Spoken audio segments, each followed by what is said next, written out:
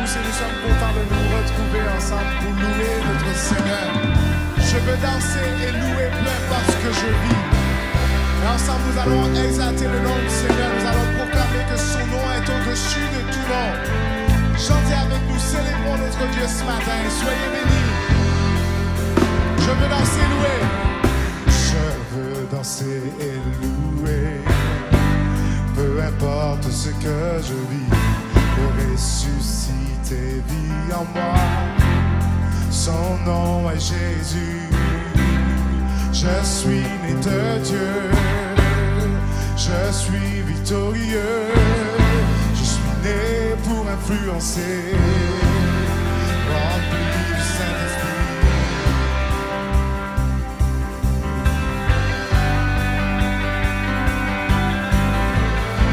Reprenons ça ensemble. Je veux danser et louer. Je veux danser et louer. Peu importe ce que je vis. Son nom est Jésus. Je suis né de Dieu. Je suis victorieux. Je suis né pour influencer.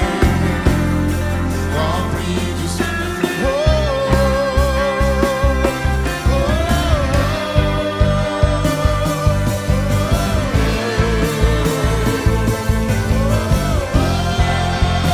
je veux danser, louer. Je veux danser. Peu importe ce que je vis, le ressuscité vit en moi. Son nom est Jésus. Je suis né de Dieu.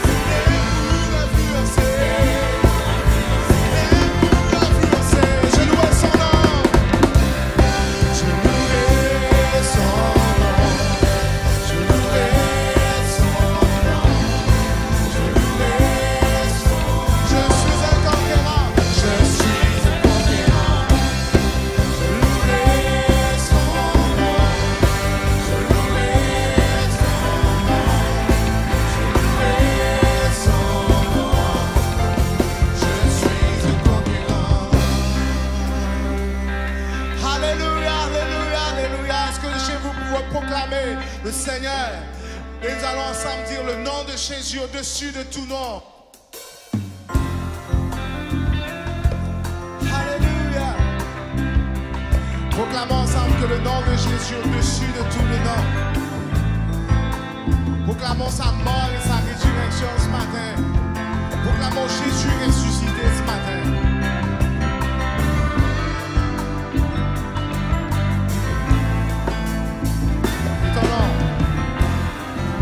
Ton nom est majestueux, Seigneur, sur toute la terre. Ton nom est fort et puissant, ton nom est glorieux et grand, en lui nous sommes sauvés. Le nom de Jésus, plus haut que tous les noms.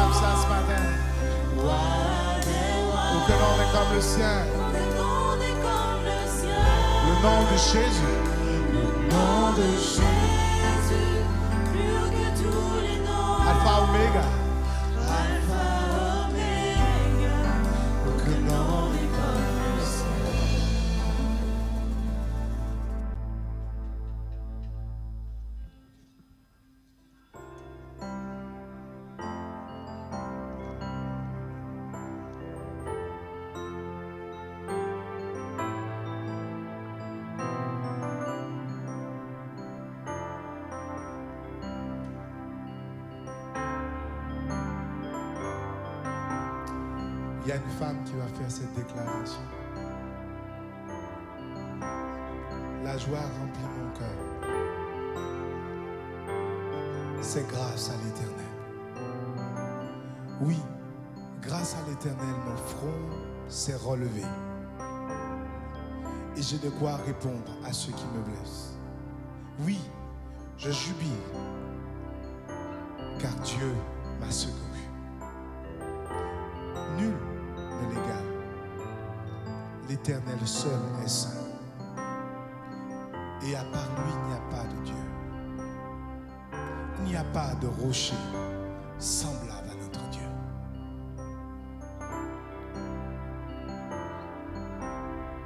Dieu m'a inspiré ce passage qui se trouve dans sa main. Et cette femme qui déclare cette parole montait chaque année au temple pour adorer. Et chaque année, c'était un temps de larmes. Même Dieu m'a mis cette parole pour toi ce matin. C'est que les temps des larmes sont finis. Parce qu'il s'apprête à faire quelque chose pour toi. Tu me révèles que tu n'avais pas prévu forcément d'écouter cet enregistrement. Mais il y a quelque chose de nouveau que Dieu veut faire, que tu n'as pas encore vu. Et c'est pour cela que je t'invite simplement, comme cette femme, à répandre ton cœur devant Dieu. Dans ce temps d'adoration, à te souvenir de tout ce chemin parcouru avec Dieu. À te souvenir toutes les fois où il t'a secouru. Et à te retrouver dans cette citation de cette femme. Nul n'est un rocher comme notre Dieu. Nul ne peut me secourir comme notre Dieu. Parce que Jésus à la croix a tout accompli. Et c'est ce chant que je t'invite à entonner comme un chant de victoire, comme un chant de restauration, comme un chant nouveau qui est ton chant. Parce que le temps des larmes est terminé. Dieu s'apprête à faire quelque chose de nouveau.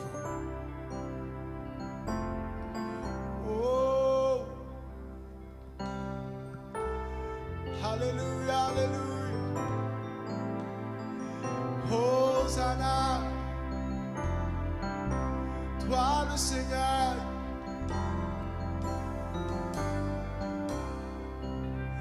Les ténèbres ont reculé devant l'œuvre de la croix, devant l'agneau immolé qui s'est sacrifié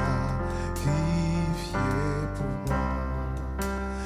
Les ténèbres ont reculé devant l'œuvre de la croix, devant l'agneau immolé qui s'est sacrifié. Que le fer dise je suis fort, que le pauvre dise je suis riche, que l'aveugle dise je peux voir ce que Jésus a fait. Les ténèbres devant l'œuvre de la croix, devant l'œuvre de la croix, devant l'agneau immolé qui s'est sacrifié. Que le faible dise, je suis fort, que le pauvre dise je suis riche, que l'aveugle dise je peux voir ce que Jésus a. Déclare ça, les ténèbres ont reculé. Les ténèbres ont reculé devant l'œuvre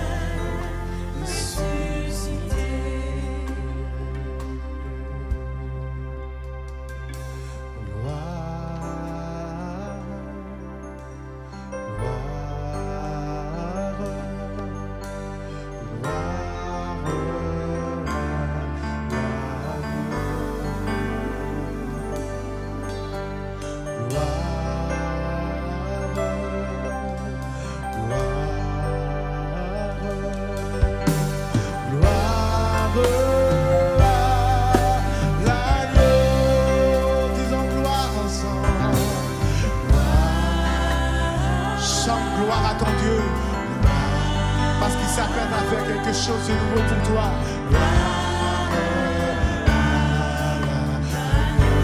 Parce qu'il est ressuscité. Parce qu'il t'a donné la vie que tu as.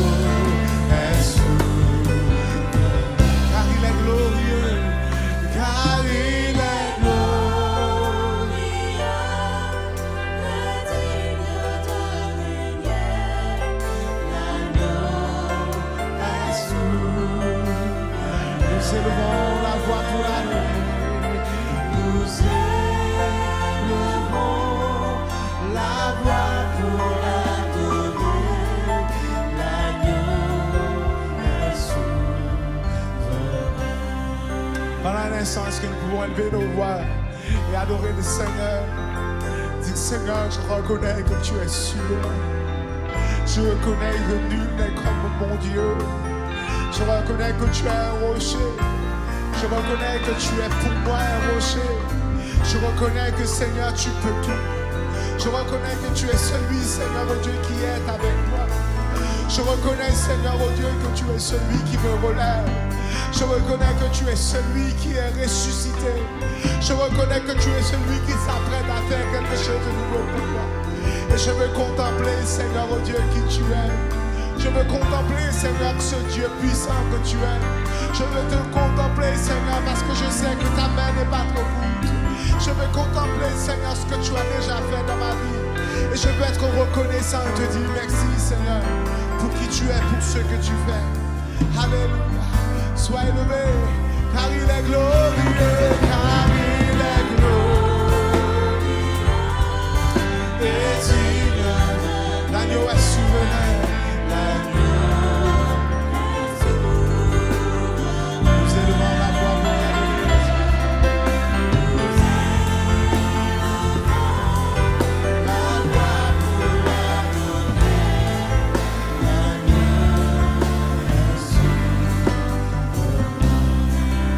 l'agneau est souverain, l'agneau est souverain, oh l'agneau est souverain, l'agneau est souverain.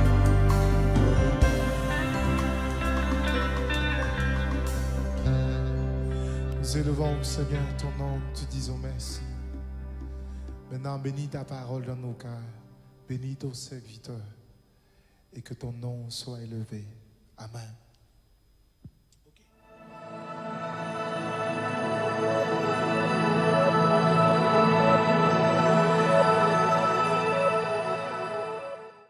Voilà. Je dis bonjour à tous ceux qui nous rejoignent sur ce site et sur les ondes de la radio Souffle de Vie. Nous sommes donc ensemble afin de partager la parole du Seigneur qui est là pour nous édifier, nous encourager, nous faire du bien et nous éclairer. Et ce matin, donc, en cet instant, j'aimerais faire une lecture avec vous dans le livre de Jérémie au chapitre 12. et considérer ce témoignage de Jérémie par rapport à un thème, ce qui m'arrive. J'ai besoin, par rapport aux choses qui m'arrivent, bien souvent de faire des comparaisons et d'essayer de comprendre ce qui m'arrive par rapport à ce qui se passe autour de moi, par rapport à d'autres. Et Jérémie, dans le chapitre 12, se trouvera donc dans un moment où il posera des questions à Dieu, s'adressera à Dieu pour comprendre sa propre situation et par rapport à ce qu'il voit autour de lui. Donc nous allons faire une lecture dans Jérémie, le chapitre 12, à partir du verset 1er, où il est dit: « Tu es trop juste, Éternel, pour que je conteste avec toi. Je veux néanmoins t'adresser la parole sur tes jugements. Pourquoi la voie des méchants est-elle prospère? Pourquoi tous les perfides vivent-ils en paix? Tu les as plantés et ils ont pris racine. Ils croissent, ils portent du fruit. Tu es près de leur bouche, mais loin de leur cœur. » Verset 3. « Et toi, Éternel, tu me connais. Tu me vois, tu sondes mon cœur qui est avec toi. Enlève-les comme des brebis qu'on doit égorger et prépare-les pour le jour du carnage. » Verset 4. « Jusqu'à quand le pays sera-t-il dans le deuil et l'herbe de tous les champs sera-t-elle desséchée? Amen. » Jérémie ici est dans un moment où il n'est pas très en forme, il n'est pas très bien et il est éprouvé, il est dans des difficultés et il cherche à comprendre. Il interroge Dieu, donc il veut que Dieu l'éclaire parce que les choses ne lui paraissent pas justes. D'ailleurs, c'est pourquoi il a commencé en disant « Je veux t'adresser des paroles sur tes jugements. » Et il aura un certain nombre de pourquoi. Mais en comparant avec des personnes autour de lui. Et il parlera donc des méchants, pourquoi est-ce qu'ils semblent être si bien, si à l'aise. Et moi, verset 3, il dit « Moi, tu me connais. » Alors moi, je souffre et eux, regarde comment ils sont. Moi, voilà un petit peu ma situation et il nous arrive souvent, bien aimé aussi, de le dire et de considérer ces choses et de dire, mais voilà, je suis enfant de Dieu, je prie, je fais de mon mieux, mais malgré tout, je suis dans le feu de l'épreuve et il y a des moments où on ne comprend pas forcément. Ce témoignage de Jérémie m'a poussé à considérer aussi le témoignage d'Asaph. Asaph au psaume 73, qui va se trouver dans une situation où il va aussi regarder autour de lui. Le psaume 73, à partir du verset 1er, Asaph va dire un certain nombre de choses, s'adresser à Dieu et va mettre en évidence ce qui est l'objet de son incompréhension. Nous pouvons lire, il est dit au verset 1er, « Oui, Dieu est bon pour Israël, pour ceux qui ont le cœur pur. » Verset 2, « Toutefois, mon pied allait fléchir et mes pas étaient sur le point de glisser. » C'est quand même surprenant les propos d'Asaph, parce qu'il va commencer en affirmant « Dieu est bon, il est bon pour Israël. » Donc Asaph n'a aucun doute sur qui est Dieu, sur sa bonté, sur le fait qu'il soit capable de secourir, de faire du bien à ceux qui se confient en lui. Mais malgré tout, il emploie le mot « toutefois ». Ça laisse à comprendre qu'entre ce que je peux dire à Dieu et déclarer à Dieu de ma bouche, ce que je peux dire que je crois en Dieu, je crois de Dieu, et même je peux témoigner à des personnes de qui est Dieu, eh bien, malgré cela, il arrive qu'au fond de notre cœur, il y a une différence entre ce que nous disons et ce que nous pensons, ressentons. Et je bénis Dieu pour les témoignages bibliques, puisque ces témoignages sont là justement pour nous montrer ces hommes et ces femmes qui ont marché avec Dieu dans leur force, mais aussi dans leur faiblesse, dans les temps où ils ne comprennent pas comment Dieu agit. Et c'est pour ça que la Bible nous dit que ce sont des hommes et des femmes de la même nature que nous. Mais leur témoignage nous aide, leur témoignage nous encourage et nous montre vraiment que au-delà de toute difficulté, il y a quand même quelque chose que l'on peut tirer et quelque chose que l'on peut encore trouver, non seulement dans les Écritures, mais en Dieu lui-même. Asaph dira, eh bien, toutefois, mon pied allait fléchir. Par moments, on voit des gens qui sont là et ils ont l'air de persévérer dans la foi, mais dans leur cœur, ils sont déjà loin. Dans le sentiment dans leur cœur, ils sont déjà loin. Ils sont assis même dans un lieu. Ils sont là dans leur maison, lisant leur Bible, priant, voilà. Mais ils sont dans une situation où il manque très peu de choses pour qu'ils puissent tomber. Quel était donc le constat d'Asaph? Pourquoi il se trouve dans une situation qui le met en difficulté? Eh bien, il donne l'explication, verset 3, il dit « Car je portais envie aux insensés ». Par rapport à sa vie, il va comparer. Il va voir autour d'eux. Il dira, en voyant le bonheur des méchants. Vous savez, la question du bonheur cause problème. Et des fois, on peut comparer avec les autres par rapport à comment on les voit vivre et nous-mêmes et faire ce genre de comparaison. Parce que c'est vrai, nous avons besoin de vivre un certain bonheur. Nous avons besoin de vivre une certaine joie, un certain plaisir de vivre. Nous avons besoin de vivre ces choses-là. Mais il est bon de faire attention avec qui, avec quoi nous faisons ces comparaisons. Vers qui nous nous tournons pour dire celui-là, ben il me semble que c'est lui qui sait comment mener. Non, il faut faire très attention par rapport à des moments où nous pouvons être éprouvés pour ne pas faire n'importe quelle comparaison. Il dira rien ne les tourmente jusqu'à leur mort et leur corps est chargé d'un bon point. Nos yeux bien souvent nous jouent des tours. Nos oreilles, eh bien, nous emmènent dans des raisonnements et dans des réflexions qui ne sont pas toujours bonnes, mais nous sommes influencés par ce que nous voyons et par ce que nous entendons. C'est pourquoi nous sommes invités à beaucoup de prudence aujourd'hui encore, et plus qu'hier, invités à beaucoup de prudence. Asaph, lorsque nous considérons les versets 12, parce que nous ne pourrons pas tout lire, les versets 12 à 15, il dit « Ainsi sont les méchants, toujours heureux, ils accroissent leur richesse. C'est donc en vain que j'ai purifié mon cœur et que j'ai livré mes mains dans l'innocence. Chaque jour, je suis frappé. Tous les matins, mon châtiment est là. Et si je disais, je veux parler comme eux, voici, je trahirais la race de tes enfants. » Asaph met en évidence les difficultés qu'il rencontre. Chaque jour, je suis frappé. Tous les matins, mon châtiment est là. Donc, il se dit, c'est pas normal. Je marche avec Dieu et voilà les problèmes que j'ai. Et ces gens-là qui ne se soucient pas de Dieu, ils ont l'air d'être bien.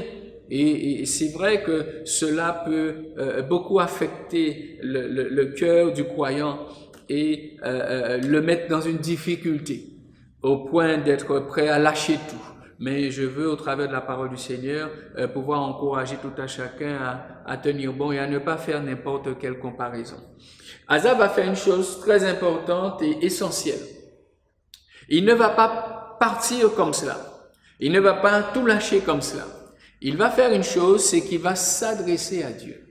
Et c'est pourquoi nous parlons de la prière aussi, nous parlons de ce moyen que nous avons, cette liberté, cet accès que nous avons de nous approcher de Dieu. Nous l'avons reçu en Jésus-Christ, couvert par le sang de l'agneau, et cette grâce infinie, nous encourageons tout homme et toute femme à la saisir, à se laisser vraiment toucher par la grâce de Dieu, recevoir le pardon des péchés et être couvert de son sang précieux, afin de s'approcher, nous dit le livre des Hébreux, du trône de la grâce, pour trouver grâce et être secouru dans tous nos besoins. Ici, Asaph avait besoin de comprendre. Alors, il va se tourner vers Dieu. Comme quand nous vivons des situations, nous avons besoin de comprendre. L'une des meilleures choses à faire, c'est de se tourner vers Dieu. Et de parler à Dieu simplement de tout son cœur et de lui dire, Seigneur, je veux comprendre. Par rapport à ce que je vis, par rapport à ce qui se passe autour de moi, aide-moi à comprendre. Et voilà l'expérience d'Asaph. Verset 16, il nous est dit, quand j'ai réfléchi là-dessus pour m'éclairer, la difficulté fut grande à mes yeux, jusqu'à ce que j'ai pénétré dans les sanctuaires de Dieu et que j'ai pris garde au sort final des méchants. Et là, quelque chose va se passer pour Asaph. Ses yeux vont s'ouvrir parce que sa comparaison ne sera plus avec la vie que mènent ces gens-là, mais Dieu va l'emmener à porter les regards sur la finalité. Il dira, jusqu'à ce que j'ai pénétré dans le sanctuaire de Dieu, dans la présence de Dieu, et que j'ai pris garde au sort final des méchants. Oui, tu les places sur des voies glissantes, tu les fais tomber et les mets en ruine, et qu'en un instant, les voilà détruits. Ceux que Asaph sont en train de jalouser, Asaph est en train de dire, mais ils sont heureux ces gens-là, regarde comment ils s'amusent, ils n'ont aucun problème. Asaph se rend compte qu'en un instant, Ces gens peuvent disparaître. En un instant, ils peuvent être enlevés et ils sont perdus. Et là, ça commence à faire un travail profond dans son cœur et il commence à réaliser. Il commence à comprendre vraiment qu'il n'a pas eu raison de faire ce genre de comparaison et à la limite, il était en train lui-même de prendre le chemin de la pente descendante. Il dit, quand j'ai réfléchi là-dessus et quand je suis allé dans la présence de Dieu, dans le sanctuaire de Dieu, eh bien les choses m'ont paru claires.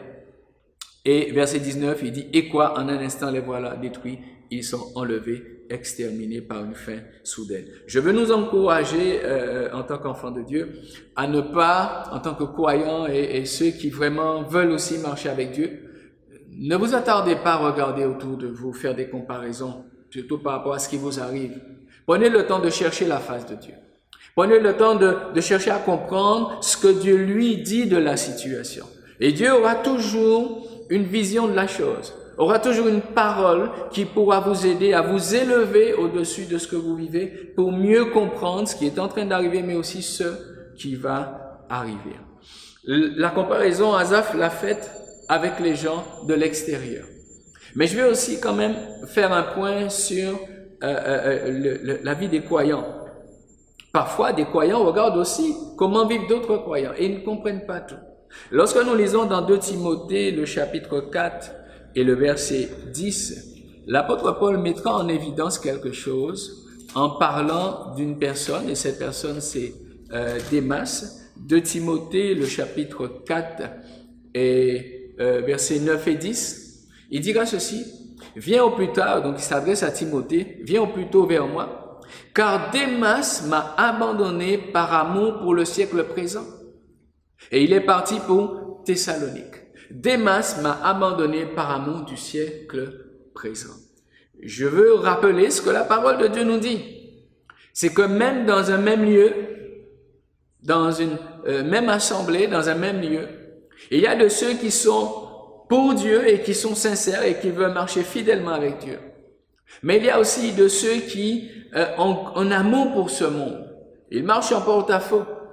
Et je voudrais exhorter et emmener plusieurs à la vigilance, à sonder leur cœur et à savoir comment vous marchez. Est-ce que vous êtes des Démas qui, bien qu'étant dans l'église, mais vous avez un cœur pour ce monde, hein? Des personnes qui, tout ce que possède ce monde, ils vivent comme ce monde-là et ils se disent chrétiens. Je crois que c'est très important dans les temps dans lesquels nous vivons de faire attention.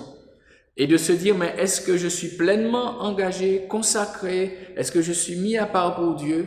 Ou est-ce que ma vie, mon cœur soupire et est-ce que je vis pleinement des choses de ce monde? Peut-être pendant un temps, Démas a réussi à être là, à rester avec tout le monde.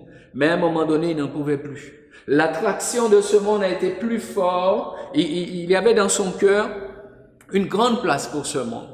Et il n'a pas persévéré. Il a abandonné la foi. Et il est allé par amour pour le siècle présent. Je prends un autre exemple que celui-là, c'est dans 1 Jean le chapitre 2. 1 Jean le chapitre 2 et les versets 18 et 19. Il est dit, « Petits enfants, c'est la dernière heure. Et comme vous avez appris qu'un antéchrist vient et il y a maintenant plusieurs antéchrists, par là nous connaissons que c'est la dernière heure. Ils sont sortis du milieu de nous, mais ils n'étaient pas des nôtres. Car s'ils avaient été des nôtres, ils seraient demeurés avec nous. Mais cela est arrivé afin qu'il soit manifeste que tous ne sont pas des nôtres. Amen. Il est important de dire toute la parole du Seigneur. Et aussi ce texte-là et bien d'autres encore nous montrent bien que lorsque je marche avec le Seigneur, j'ai besoin de porter le regard sur ceux qui marchent fidèlement avec Dieu. Mais j'ai besoin de ne pas être surpris de constater qu'il y en a ceux qui ne marchent pas non plus comme Dieu. Je ne dois pas trouver une chose étrange dans un même lieu de trouver de l'ivraie et du blé. C'est biblique. Et Dieu ne m'invite pas parce qu'il y a de l'ivraie à quitter mon église. Dieu ne m'invite pas parce qu'il y a de l'ivraie à abandonner la foi. Parce qu'il m'a averti en amont. Et il m'a bien dit que tu trouveras les deux. Et dans le texte que vous connaissez, dans Matthieu 13, il dira même, mais ne touchez pas à l'ivraie, ne l'arrachez pas. Ça veut dire que j'ai besoin d'apprendre à vivre en portant les regards sur ceux qui marchent d'après le modèle que nous avons reçu dans la parole de Dieu. Marcher d'après les hommes et les femmes qui sont et qui ont été fidèles avec Dieu, qui ont un témoignage de fidélité, de persévérance avec Dieu. Parce qu'arrivé devant le Seigneur, il ne s'agira pas de lui dire, oui, mais dans l'église, il y avait de ceux qui étaient mondains, comme Démas, il y avait de ceux qui agissaient d'une manière très, très bizarre dans l'église, et moi, je n'arrivais pas à m'y retrouver, alors voilà, j'ai fait que suivre un courant comme ça, je me suis laissé entraîner. Non. Parce que Dieu dira qu'il y a aussi de ceux qui demeurent. Et c'est pourquoi le texte ici, il nous dit, il y a ceux qui sont sortis du milieu de nous. Mais il y a ceux aussi qui sont restés. Il y a ceux qui sont restés, qui ont persévéré. Et c'est pourquoi, en lisant ce texte-là, je crois que nous pouvons comprendre que la sécurité spirituelle se trouve dans l'Église. Parce que nous avons besoin de sécurité aujourd'hui. Ce n'est pas en étant à droite et à gauche que l'on trouve la sécurité. Non. La sécurité spirituelle se trouve dans l'Église, parce que l'Église est le corps de Christ. Et c'est bien là, la Bible nous dit, dans l'assemblée des saints, que c'est là que Dieu envoie la bénédiction. C'est là où que le Seigneur se révèle. C'est là où le Dieu siège, au milieu de son peuple. Donc c'est indispensable et c'est capital que nous puissions ne pas porter les regards sur n'importe quelle personne et vouloir se justifier devant Dieu. La Bible, elle est vraiment là pour nous dire, attention, quand tu veux faire une comparaison, quand tu veux considérer les choses autour de toi dans l'église locale, eh bien, fais très très attention avec qui ou avec quoi tu fais donc cette comparaison. Si nous retournons dans le témoignage de Jérémie au chapitre 12, Jérémie chapitre 12, qui nous a emmenés à considérer ces textes-là, donc Jérémie va mettre tous ses pourquoi devant Dieu et il voudrait comprendre. Et voilà la réponse de Dieu au verset 5. La réponse de Dieu aurait pu être une réponse encourageante parce qu'il est quand même dans un questionnement, il est quand même dans une espèce de découragement. Et voilà la réponse de Dieu. Verset 5 de Jérémie 12. Si tu cours avec des piétons et qu'ils te fatiguent, comment pourras-tu lutter avec des chevaux? Et si tu te crois en sûreté que dans une contrée paisible, que feras-tu sur les rives orgueilleuses du Jourdain? Au lieu d'encourager Jérémie, lui dire je te comprends, voilà, oui, c'est ça, enfin voilà, Dieu va pas rentrer dans ça. Il va emmener Jérémie à faire sa comparaison avec autre chose. Et il est en train de dire à Jérémie, aujourd'hui, tu es dans une difficulté, mais c'est comme si tu cours avec des piétons, c'est-à-dire des gens comme toi. C'est-à-dire donc la difficulté que tu rencontres, elle est à ton niveau. D'ailleurs, le Seigneur nous dit qu'il ne donnera rien qui soit au-delà de nos forces. Donc, il dit à Jérémie, mais tu fais une comparaison là, ça ne va pas pour toi, mais regarde. Il dit, mais si tu cours avec les piétons et qu'ils te fatiguent, comment pourras-tu lutter avec des chevaux? C'est-à-dire quand les choses vont devenir plus difficiles, mais comment tu vas faire? Parce que là, pour l'instant, c'est à un niveau, mais il est en train de lui faire savoir que ça va monter. Entre les piétons et les chevaux, il y a quand même une différence. Et cette comparaison et ce message de ce matin m'a vraiment été mis à cœur, voilà, je l'ai eu à cœur vraiment à partir de cela, du verset 5, mais Dieu est en train de dire à Jérémie, mais regarde bien, est-ce que ce que tu vis est si difficile que ça? Est-ce que ce que tu vis, c'est vraiment, là je n'en peux plus, c'est la goutte d'eau qui fait déborder le vase? Est-ce que tu es sûr de cela? Tu es déjà arrivé à saturation? Parce que moi, Dieu, je te dis qu'il y a des temps difficiles qui arrivent encore. Il y a des choses qui sont beaucoup plus dures que cela.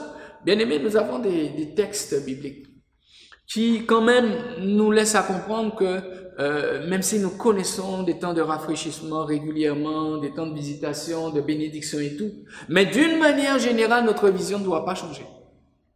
D'une manière générale, nous devons savoir que lui, Dieu, il garde son fil. Il garde la ligne directrice, il garde le principe de l'accomplissement de ses prophéties et de sa volonté, de ce qu'il a dit dans sa parole. Et lorsque nous considérons par exemple Matthieu 24, verset 8, il sera question d'un certain nombre d'événements, mais il dira, tout cela ne sera que le commencement des douleurs. Alors qu'à ce moment-là, on pouvait penser que c'est déjà difficile, mais il dit, mais tout cela ne sera que le commencement des douleurs. Donc si je comprends ça, j'ai besoin de me dire, waouh, ben il me faut au contraire me fortifier. C'est pas le moment de lâcher prise, parce que ça va pas venir un temps où je vais finalement être bien là, tranquille et tout va bien. Non. Tant que je suis dans la marche chrétienne, tant que je ne suis pas arrivé au but fixé par Dieu, je dois me dire qu'il y a combat et il y aura encore combat. Une victoire ne signifie pas que tous les combats sont finis. Non, une victoire, elle vient là pour me permettre de voir Dieu, d'expérimenter Dieu et de me fortifier et d'être prêt à affronter de nouvelles batailles. Et cela, dans l'ensemble des Écritures, nous voyons cela se faire. Même lorsque nous lisons dans Jean chapitre 9, le verset 4, c'est le Seigneur lui-même qui dira cela. Il faut que je fasse, tandis qu'il est jour, les œuvres de celui qui m'a envoyé, car la nuit vient où personne ne pourra travailler. Donc, dans le Nouveau Testament, il nous est mis aussi en évidence qu'il y a des temps particuliers, voilà, des moments qui sont là, mais qu'il y en a d'autres qui arrivent. Et en parlant ainsi à Jérémie, il dit à Jérémie, mais regarde, considère, compare comme il faut comparer par rapport à ce que tu vis aujourd'hui. J'ai besoin donc de réaliser qu'il arrive dans la vie et dans ce qui peut m'arriver que les choses, voilà, j'arrive dans un moment où le Seigneur me fait grâce, il me secoue et merci Seigneur, je respire, ça va, donc je peux repartir. Gloire à Dieu, heureusement pour nous qu'il y a ces temps-là, des temps de bénédiction, de rafraîchissement, de guérison, de restauration, tout, voilà, gloire à Dieu parce que vraiment le Seigneur ne nous accable pas au-delà de nos forces. Merci Seigneur. Mais je dois toujours garder à l'esprit que le combat n'est pas fini. Que le combat n'est pas fini. Parce que je suis appelé à être éprouvé dans ma foi, dans la manière que je dis et que je proclame ma foi. Mais aussi, je suis amené bien souvent à être éprouvé dans les fondements même de ma foi. Dans les fondements de ma foi. Et nous avons vu l'exemple tout à l'heure d'Asaph. Qui, bien qu'il puisse proclamer que Dieu est bon, mais au plus profond de lui, il y avait une défaillance. Et j'avais déjà pris cet exemple-là un moment et expliqué que par moment on peut voir une maison, un bâtiment bien debout, voilà, dans tout ce qu'on peut voir de nos yeux. Mais il y a longtemps qu'un travail de fond a été fait pour atteindre la structure de ce bâtiment et de la rouille et même pour une maison de bois, des poules de bois sont tombées et on fouillait, on détériorait les fondations. Et quand une épreuve vient là, lorsqu'on pense que le bâtiment est solide, on se rend compte qu'il y a de la défaillance, il y a de la rouille qui est tombée dans les parties solides, il y a des petites bêtes, les poules de bois qui sont tombées dans les structures même de ce bâtiment et finalement ce bâtiment est fragile. Et j'ai eu l'impression de voir dans cette période-là, effectivement, que des fondements étaient touchés, des fondements étaient ébranlés. Des certitudes ne sont pas restées à leur place. Vous savez, nous avons un ennemi, nous devons chercher à bien le connaître. Nous devons chercher à bien comprendre quel est cet ennemi et comment il agit. Et c'est quelqu'un qui est capable de ne pas laisser voir l'endroit où il fait son travail. Mais l'épreuve, justement, est là pour emmener à considérer l'état des fondements de notre foi. Et c'est pourquoi j'aimerais prendre deux autres exemples avec vous qui se trouvent dans le livre de Daniel. Au chapitre 2, chapitre 3 et chapitre 6. Au chapitre 2, Daniel et ses amis vont être confrontés à une première situation ici où le roi, donc Nebuchadnezzar, donc voudra que l'on lui rappelle son songe. Ceux qui étaient là ne vont pas y arriver. Et lorsque nous lisons, par exemple, au chapitre 12, il nous est dit, là-dessus, le roi se mit en colère et s'irrita violemment. Il ordonna qu'on fasse périr tous les sages de Babylone. Verset 13. La sentence fut publiée et les sages allaient être mis à mort et l'on cherchait Daniel et ses compagnons pour les faire périr. Ils allaient rentrer dans un moment où effectivement leur vie était menacée parce que le roi était en colère, il était irrité. Et à partir de ce moment-là, Daniel va faire une chose. Comme Jérémie l'a fait, comme Asaph l'a fait.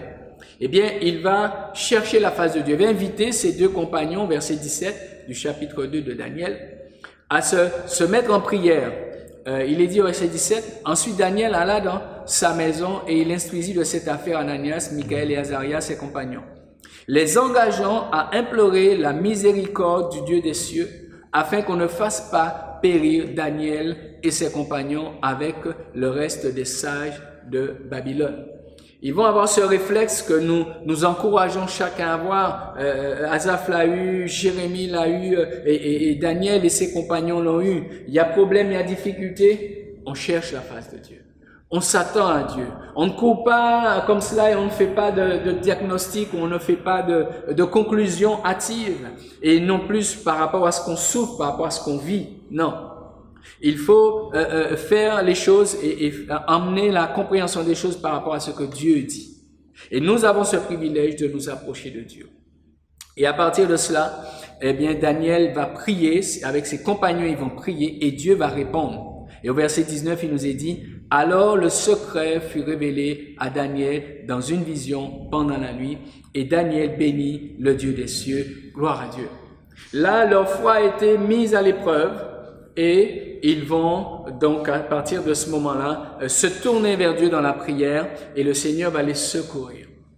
Mais on va retrouver dans le chapitre 3 et le verset 6, eh bien, ces hommes-là seront mis à l'épreuve, mais d'une manière qui va les emmener vraiment dans les fondements de leur foi. Au chapitre 3, par exemple, lorsque nous considérons ce moment où les compagnons de Daniel vont être mis devant la fournaise ardente, il y aura cette menace qui sera là de ce qu'ils soient jetés dans la fournaise ardente. Voilà ce qu'ils vont dire au verset 17 de Daniel 3. « Voici notre Dieu que nous servons peut nous délivrer de la fournaise ardente et il nous délivrera de ta main, ô roi.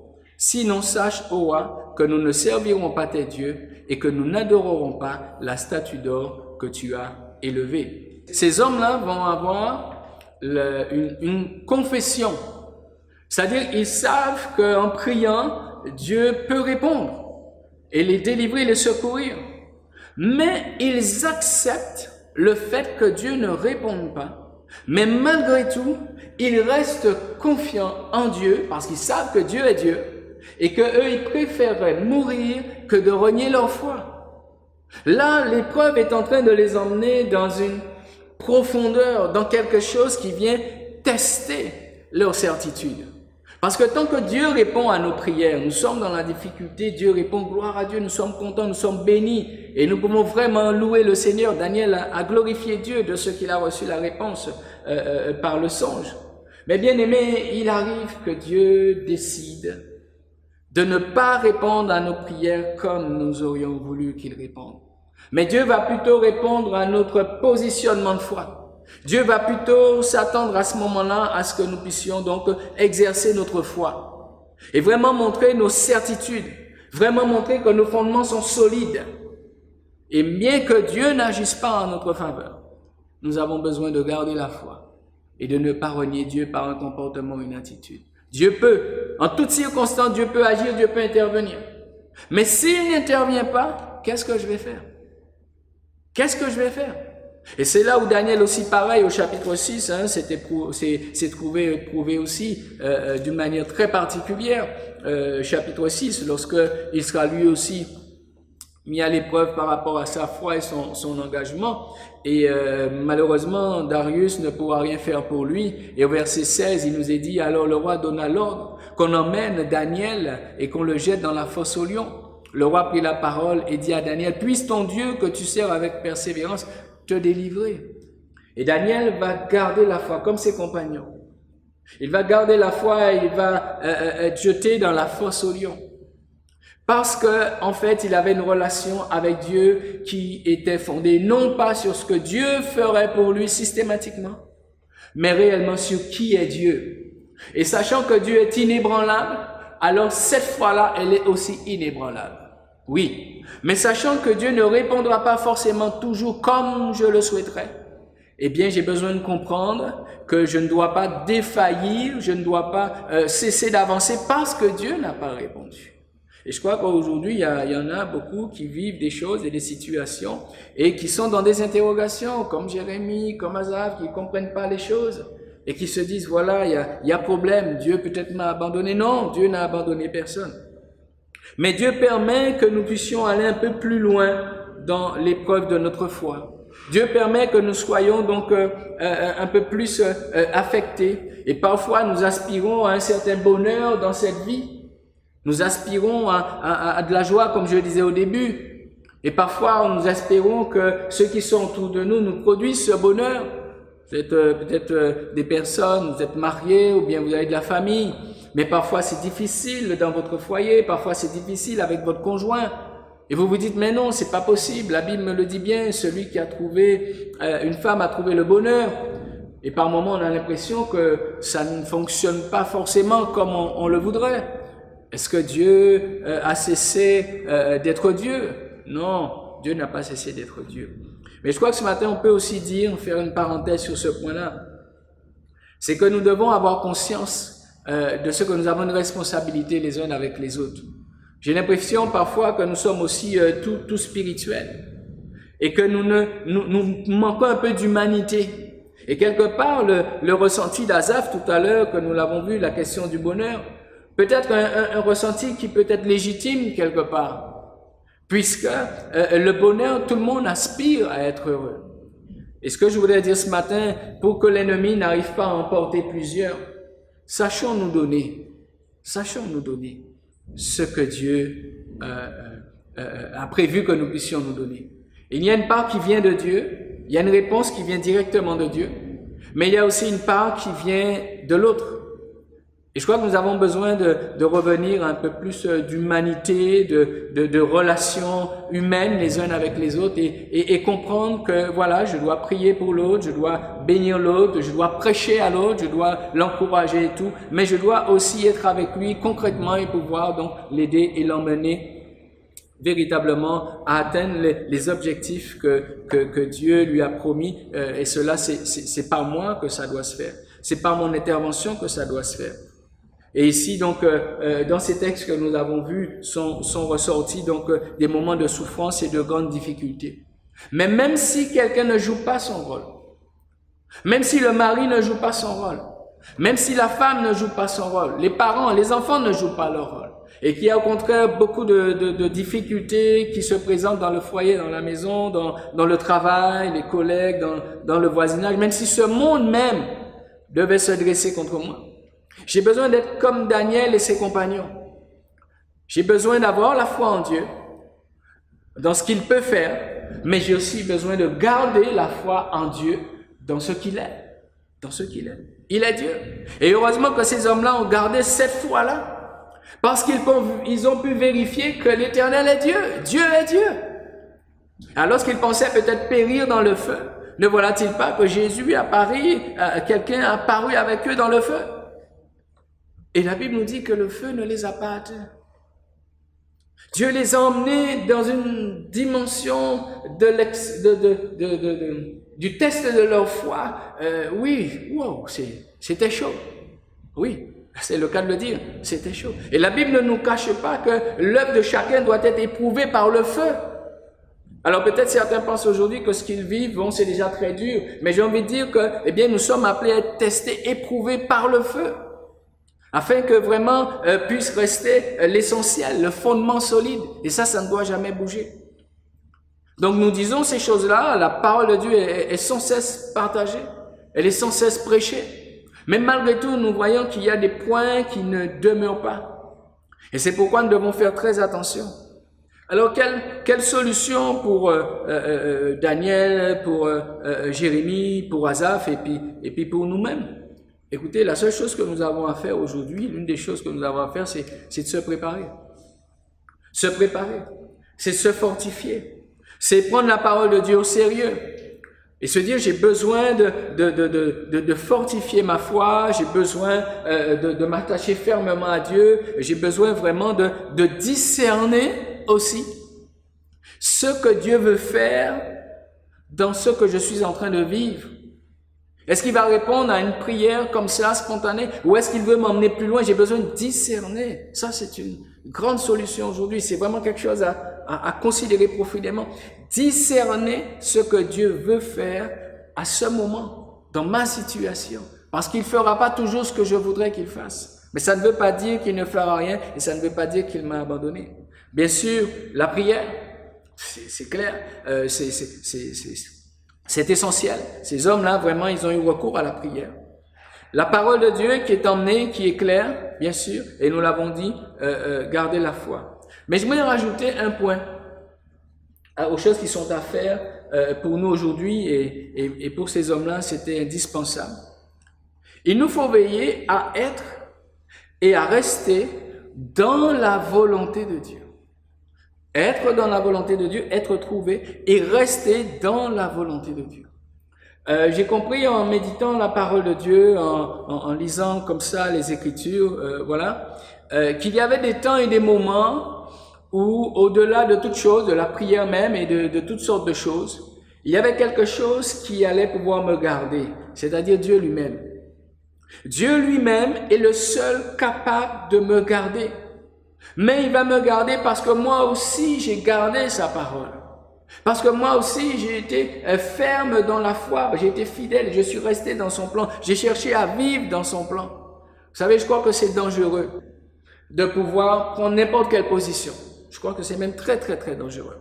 Avant d'arriver vers la fin, j'aimerais prendre un passage avec vous dans Hébreux. Hébreux, le chapitre 6. Hébreux, chapitre 6. J'aimerais relever quelque chose de très important avec vous et vraiment nous inviter tous à faire très attention à ne pas dépasser certaines limites, à ne pas prendre n'importe quelle position. Il y a un texte dans la Bible qui est assez dur et assez clair aussi en même temps. Il se trouve dans Hébreux chapitre 6 et à partir du verset 4. Il nous est dit, « Car il est impossible que ceux qui ont été une fois éclairés et qui ont goûté au don céleste, qui ont eu part au Saint-Esprit, qui ont goûté la bonne parole de Dieu et les puissants du siècle à venir et qui sont tombés, soient encore renouvelés et emmenés à la repentance, puisqu'ils crucifient pour leur part le Fils de Dieu et l'exposent à l'ignominie. » Le texte nous dit, le verset 4 nous dit, « Car il est impossible que ceux qui ont été éclairés et qui ont goûté au don céleste soient encore renouvelés. » Il faut prendre la parole de Dieu au sérieux, très au sérieux. Et c'est pourquoi je veux nous encourager à ne pas aller trop loin. Nous pouvons être découragés, nous pouvons avoir passé par des moments très difficiles, mais ne rejetons pas la foi, ne renions pas la foi, ne renions pas Dieu, ne nous détournons pas de Dieu. Parce que si on va trop loin à cause de notre souffrance, si on va trop loin à cause de notre découragement, le jour qu'on voudrait revenir ou bien trouver du secours, on peut avoir l'impression que le ciel est fermé. On peut trouver vraiment les portes fermées et ne plus trouver aucun accès. Pour ça, j'invite tous ceux qui peut-être un temps étaient découragés, se sont éloignés de l'Église. Ne restez pas dans le découragement, reprenez votre marche. Persévérez dans la foi. Ressaisissez-vous. Reprenez le chemin de la foi, le chemin de la marche avec Dieu. Parce que si vous allez trop loin dans votre découragement, eh bien vous risquez de carrément rejeter Dieu et le plan de Dieu. Vous pouvez carrément attrister le Saint-Esprit. Vous pouvez carrément avoir un comportement vis-à-vis de l'Église dont vous ne pouvez pas vous imaginer qui peut avoir des conséquences vis-à-vis de l'œuvre de Dieu et vis-à-vis de la vie de l'Esprit au milieu de la vie d'Église et au milieu de la vie de Dieu. Donc je veux vraiment vous encourager encore en cet instant à ne pas laisser ce qui vous arrive vous détourner, ne pas faire n'importe quelle comparaison, mais au contraire, de rester dans la volonté de Dieu, de chercher la volonté de Dieu, de persévérer dans la volonté de Dieu. Vous pouvez prier, demander à Dieu un certain nombre de choses, d'accord, mais vous-même dans votre vie, cherchez à rester dans la volonté de Dieu. Je vais lire un dernier passage avec vous qui se trouve donc dans 1 Jean, le chapitre 2. 1 Jean, le chapitre 2 et les versets 28. Il nous est dit ceci, « Et maintenant, petits enfants, demeurez en lui afin que lorsqu'il paraîtra, nous ayons de l'assurance. Et qu'à son avènement, nous n'ayons pas la honte d'être éloignés de lui. Alors si jusqu'ici, Jérémie et les autres avaient montré des temps difficiles, ils avaient vécu des choses qui ont été prévues ou qui se sont passées avec une certaine progression dans la difficulté, il y a vraiment quelque chose que ce verset nous met en évidence et qui serait pour moi vraiment une chose terrible, et bibliquement parlant, elle est une chose terrible, c'est d'avoir la honte d'être éloigné de Dieu. Faites tout ce que vous avez à faire. Agissez comme vous voulez agir. Mais n'oubliez pas que si pour une personne, vous vous détournez de Dieu, pour une souffrance, pour une épreuve, vous vous détournez de Dieu, j'ai envie de vous rappeler qu'il y a quelque chose de terrible qui pourrait vous arriver, c'est de vous trouver éloigné de Dieu. Et là, ce matin, la parole de Dieu veut vraiment vous dire, faites attention, réfléchissez. Réfléchissez. Parce que le pire, ce n'est pas ce qui vous arrive maintenant. Le pire, ce sera même pas ce qui arrivera encore demain dans cette humanité. Mais le pire, c'est ce qu'un jour, chaque individu aura la honte. En tout cas, ceux qui n'auront pas persévéré auront la honte d'être éloignés de lui. Ça, c'est la pire des choses. C'est pourquoi le conseil qui nous est donné dans ce même verset, et même maintenant, petits enfants, demeurez en lui. Demeurez en lui. Même si vous ne comprenez pas tout ce qui se passe autour de vous, même si vous n'arrivez pas à tout situer, Dieu est capable de vous éclairer. Mais même si vous manquez de vision, même si vous manquez de certaines choses dans la vie, si vous prenez l'exemple du pauvre Lazare, il lui manquait de tout avec l'homme riche. Il avait à côté de lui un homme riche qui avait tout. Mais cet homme-là, il est demeuré ferme dans sa foi. Et lorsque il est mort, il n'a pas eu la honte d'être éloigné de Dieu. Au contraire, il est rentré dans la consolation éternelle. Je crois que c'est ce que vous et moi, nous devons rechercher plus que tout. Nous faisons attention aujourd'hui à ne pas périr, à ne pas atteindre le corona, à ne pas être malade, à ne pas être si, mais écoutez, nous devons tous mourir un jour, d'une manière ou d'une autre. Peut-être vous faites attention au corona, mais une voiture peut vous renverser, peut-être que vous pouvez tomber d'une autre maladie, enfin voilà. Donc il faut faire très attention, il faut faire les choses, il n'y a pas de souci, manger convenablement, avoir une vie saine, il n'y a pas de problème. Mais un temps viendra où nos jours s'arrêteront. Et là, tout à chacun se trouvera devant une réalité spirituelle, quelque chose que beaucoup n'ont même pas imaginé ou pensé. Se trouver devant Dieu. Alors les uns seront bénis, seront contents parce qu'ils auront persévéré dans la foi, ils auront demeuré, ils seront restés fermes, même au milieu du feu de l'épreuve. Malheureusement d'autres, en vivant ce qu'ils vivent dès aujourd'hui déjà, ils ont abandonné la foi, ils ont délaissé Dieu et les voies de Dieu. Mais ils se trouvent donc dans la honte d'être éloignés de lui.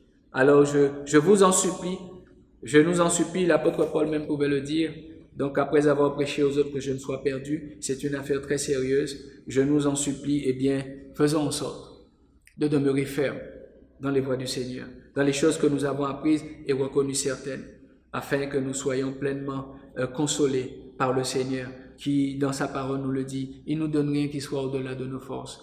Mais avec l'épreuve, il a prévu le moyen d'en sortir. Nous avons un Dieu qui est bon, Asaph l'a dit. Nous avons un Dieu qui est fidèle. Et nous avons un Dieu qui est capable de nous secourir dans toutes sortes de situations. Nous avons aussi un Dieu qui est capable de nous faire triompher de la mort pour nous faire entrer dans l'éternité. Ne l'oublions jamais. Donc pour cela, gardons la foi, persévérons et demeurons fermes dans le Seigneur et afin que nous soyons demeurés dans cette éternité avec lui. Seigneur, je veux te bénir et te louer. Te dire merci pour ta fidélité, ta bonté, pour l'aide et pour l'assistance de ton esprit.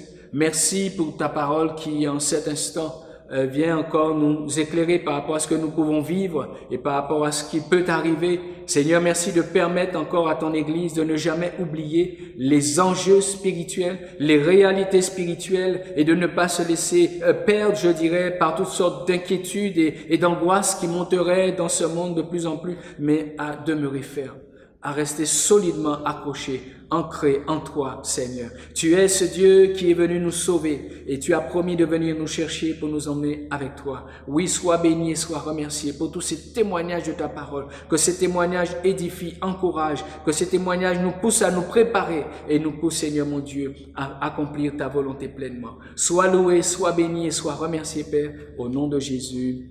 Amen. Merci Seigneur. Que le nom du Seigneur soit béni. Je me tiens là en ta présence, élevant-moi voix pour crier ton nom, proclamer ta grandeur. Tu vas mon rocher, ma forteresse, je ne cesserai de louer ton nom, car tu es Dieu. Je me tiens debout devant toi, accrochant à toutes tes promesses. Tes paroles agissant en moi et dévoilent toute ta sagesse. Seigneur, vers toi je lève ma voix, car tu es mon Dieu. Touche-moi encore, Seigneur, me voici. J'ai besoin de toi. Touché par toi, Seigneur, me voici. J'ai besoin de toi. Je veux être touché par toi, être touché par toi.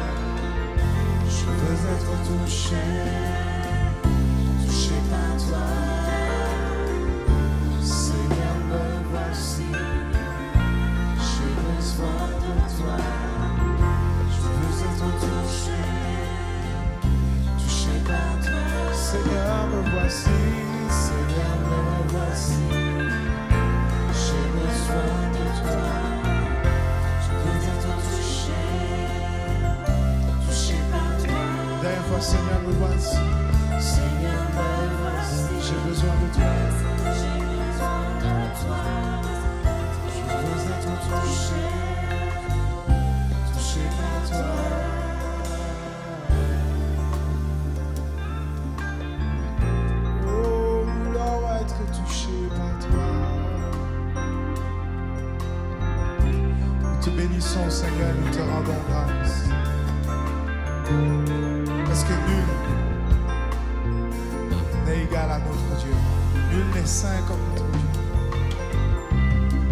Et à part de lui, il n'y a point d'autre Dieu. Il n'y a point d'autre rocher semblable à lui.